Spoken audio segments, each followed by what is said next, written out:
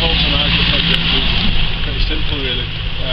Maybe 10 years ago in Coverdale, if you wanted to get well, you were sick and you did some alcohol. We use the analogy of the plant, it seems quite relevant to there. So if the tree's dying, no one's feeding, no one's watering, what we used to do is used to dig it up, we used to replant it, we used to recover burnt out territory elsewhere, somewhere like Western Supermare or wherever, somewhere down that way, and then of course we'd feed it and we'd water it, and bloody hell it'd grow again, and everyone was amazed, and it'd cost us like £20,000 a pot to do that.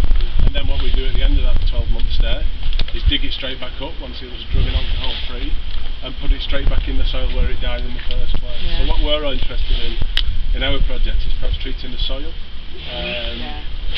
An extension of that is called Early Recovery, which is a community association, a local people in recovery who are galvanising themselves, and we hope that whatever happens with funding, whatever happens with money, a bit like in third edible, that still stands and that'll be the true test of the community. It's probably at the minute got around about well, how many has it got on Facebook, Michelle? How many members? About 500, 600. 600 members, what friends and family, and there's probably about 50 members who are active. So I don't know how it came about our connection with you guys, Mary. I think that was through Andy, was it? It was through Andy we started, didn't it? Yeah. So probably with a lot of people we work with, they only know people like themselves. So if you're a drug and alcohol user, your social network is generally defined by other drug and alcohol users. So what we're constantly trying to do is let them offer bridges into community so they can meet the Marys of this world, or people who are passionate about something different. And rather than the community deficits, which very often these people are, we try and make them community assets. And as part of taking from the community, which a lot of us have done for a number of years, we try and give back to that community, and that's central. There's a spiritual element to the programme that we work, but that's central to really us as a project and what we do. So again, how many people have been working here, Michelle? I know quite a number of us have been down helping out. Probably about 12 to 12 different people have come at different times to help in different ways. But it wasn't ordinary work they did. It was, I think John can say, the worst weather we've most probably ever experienced. Some of them were in white pumps and it absolutely shut it down. So you should have seen the state of them. But their spirit was phenomenal. They were so upbeat, they worked really hard, and they were an absolute credit, really. And we were, they kept us buoyed up, didn't they? Absolutely. You're soaked to the skin. But they were great fun. They were great fun. It was really good having their contribution. Yeah. So hopefully this will continue the relationship. We hope to continue. We're already in talks about, I know we have a bit of stakeholder in the Todwell Centre, and we're hoping to get Mary and Judy involved in re-galvanising that centre. That'll be disappointed with the way it's worked out. Brilliant. Thank you. Would you like to say something about Canals and Rivers Trust? Because we couldn't do any of it without you. No, absolutely. It's, I'm sure that everybody knows that Canal River Trust is responsible for the 3,000 miles of canal network around the world. And I guess my point of view is that the good thing about the round here is that it's the activity, it was galvanised from the negative impact of the flooding in January, whenever it was. And that's one of the initiatives that we felt that the Trust in its attempt to try and connect with the communities more, rather than just being that piece of water which goes through the centre of the village. It was good to do something to make it a nicer and pleasant place. And this is an example of it. And it's really great to know. I spend a lot of time with different community groups in different places, and none of them are as enthusiastic or as vocal or as in volume as well to come along and actually do it, because it's a win-win for everybody. Win-win for the Canal River Trust, and it's a win-win for the council and Federal Federal. And apologies if I've forgotten the name of your organisation, but I know that working with your guys when we did this, it was great. I just couldn't stop them working. and the fact that one of the objectives here, of course, was to try and make people more aware of the heritage of the canal. We can get the boats for a moment. Sorry, Jenny, I know you're a boater, but we're thinking about the rest of it, which I think to me is where the emphasis would be. when these guys came out, and girls particularly, is we said, here's an opportunity for you to learn some of the skills like dry stone walling. And they say, well, that's not really a dry stone wall, but the principles of how you make a dry stone wall are there. And so we just said to them, here's a pile of stones, and off you go, make them into a wall. And then with Vernon's help over here, the local builder developer here, is that we've managed to sort of cement them in the top, because our original problem was that people found it quite attractive to come along and throw it into the canal or walk away with them. And so we'll say with Vernon and his team's help, we've managed to sort of stabilise them more so that they'll be around for longer. And then I'm sure is it all the effort that the Incredible will put in to keep maintaining the place, is that this will just flourish. And hopefully, it's not the end. This is one end, I guess, of your stretch, and up at where you've probably just come from, Library Lock is another one, and there's all that section in between, which we'd love to do something like that as well. I want to tell you about our initial stage that we tried to do something, because it was negative benefit, wasn't it? We planted all, I will tell you, we planted all these trees along there. There's loads of them. Fruit bushes. Down the stuff that you put down on the towpath to try and make it look a bit nicer. And off we went till 30 people came out, did this, all this, and off we went. And about a month ago I got a phone call from these guys saying, where's our trees? Well, the wonderful people in the Canal and River Trust that come along and sort of cut down all the brambles and all the rest of it.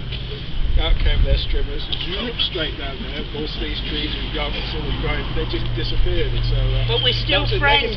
However, we still love you, John, just the same. Negative actually turned into a positive and cemented the relationship even more. Well, there you go.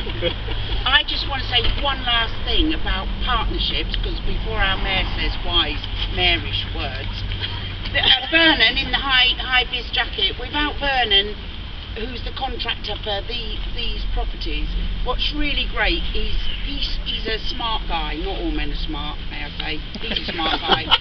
Because he knows that by working together in a partnership, it's win-win for him. It will make his houses look better, and by working with John the Rivers Trust, the Recovery Centre with Vernon, and now April John from Stockport, who's purchased. Oh, right. So you're John. I've heard about you. BMW man. He's living in that house, and he's got water. He's got water, and you can't ever let us down because we know where you live. He's our new best mate. He's our new best friend, John. We love you, Stockport, wherever you're on the run from. Doesn't matter. It's going to be great. So I just want to say that's all it is. Good people getting together and each giving a little bit. We can make amazing stuff happen. Over to you, dear Mayor. Well, I'll follow that. Hey. I think most people have said everything, but I do think it's wonderful. I love the canal. I have worked the canal for years, or I did when I was dog. And to see it actually being looked after and cared for and improved is amazing. It's been neglected for so long, and it's absolutely beautiful. And I'm very impressed with the work done by the pavement, by the basement. By the basement project. By the basement project. And especially when you say that they work through the most appalling weather. And most of them were women. Tiny women like that, little Becky in tiny little tights and white canvas shoes, did amazing. The recovery. Oh yes, I'm sorry, I can't see. I mean, who spent such time and effort and love and devotion, I think, and determination. I think that's amazing. And judging by the result, I think they must have enjoyed the enterprise and the chance to work collaboratively in the open air, but not necessarily in their storms, I would have thought. And having to be able to bring a project to, not to finish, because the garden is never finished, but a beginning, a very satisfactory start, and it'll get better and better each year, which I do hope. And I think the problem with putting something new in, it is liable to be vandalised. But actually there is a theory that if you plan for 2.5 times, if you replace things as quickly as possible, But really it's only once or maybe twice at the most that plants are pulled out or stones are taken. And then it becomes part of the scenery and people begin to enjoy it. So I do hope that that is what is going to happen here. I'm sure it will. Because it looks so much better. And it's something, you know, people need green spaces. They need to look at beautiful things. They need to go, oh, I haven't seen that plant before. I wonder what that is. Or, wonder why they're growing thistles. So on behalf of Todmorden, for all the people that were involved in this and all the hard work, I would like to thank you, because I think this is for the whole of the community, not just for the people who work so hard. And I hope that they will be inspired to get involved, because I don't see why not. And they make, you know, and it's a way of making connections and friends. And I think anybody who is in a difficult situation, like people who are recovering, need to have the chance to, it's not the ability to make friends, it's the chance to make friends. Because how, as you say, how do you meet new people? It's not just people who are in difficulties. Anybody can be in need of meeting new people. And here, in places like here, like Incredible Edible, like all things that go on in Todmorden, are a way of meeting new people. I also hope that the volunteers have such great memories of Tod that they'll come back again and again and perhaps continue the good work. There's a lot more space on the canal, and obviously even more space now that they've I don't know. Yeah. So yeah, thank you very much for inviting me to see this.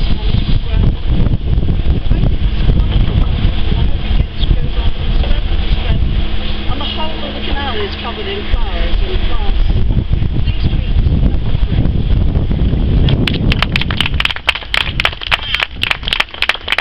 We've got rooms in the library, and it's a very important part of our work. But I think we should have a lovely, and I forgot to thank Kirsten from Coltonelle Council. Because without Kirsten's 5 tons of soil, we'd have been up the creek. So well done, Kirsten, for your dough. So who's the photography people? How should we do? We'll squeeze up here. Yeah. Yeah, go on. Yeah.